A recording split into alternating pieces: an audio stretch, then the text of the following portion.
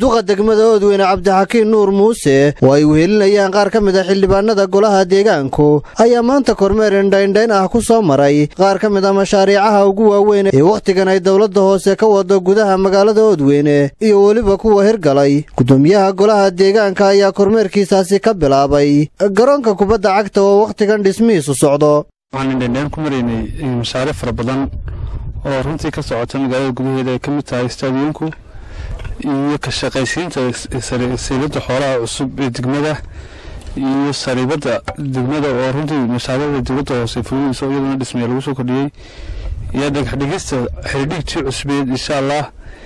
kan wuxuu ka mid yahay mashaariicdan saaka sariirkooda booqanaynay ee magaalada gudaheeda ku yaala iyadoo dawladda hoose sanadkan ay gacanta ku haysa ilaa 9 mashruuc gacanta ku wado qaar ka socda dibadda oo ka mid tahay magaalada Xadsaalax Dabagolyaalo Gudubi iyo Khaatumo iyo Oodweyne oo ayaguna 5 mashruuc ka socdaan runtii waxa noo wada farxada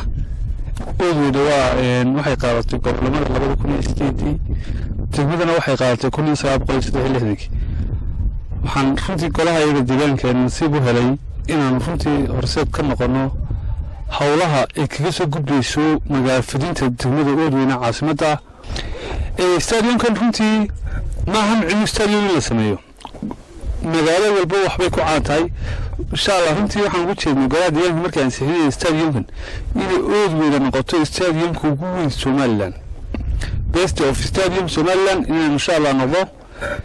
taas ka turjumaysaa dhiirigelinta dhalinyarada ciyaaraha iyo kor u qaadida sportska iyo tayeenta ciyaartooyga gobolka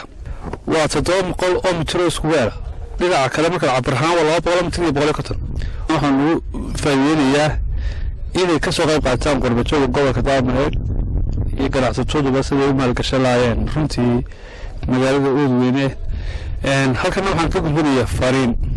stadiumka dawladda soo lacag badan ka baxaysa lacagtaas haddii dadka cashuur bixin runtii noo soo roomeysa inaan mashaariic ay dhamaato ama fusho waxaan leenahay shacabka reer Oodweyne runtii wixii cashuur ku baaqatay iyo wixii cashuur lagu leeyahay runtii ay iska bixiyaan ugu horeysa beeraha iyo timguurtadu oo ay dawladda hoose qaanta ku wado. ugu dambeyntii gudoomiyaha golaha deegaanka degmada Oodweyne waxa kale oo uu kormeerkiisaasi ku tagay seelada xoolaha iyo waliba sariibada kuwaas oo waqtigan qaarkood laga wado dhismayaal cusub. Muuse Salabaan Maxamed, telefishinka qaranka Somaliland, magaalada Oodweyne.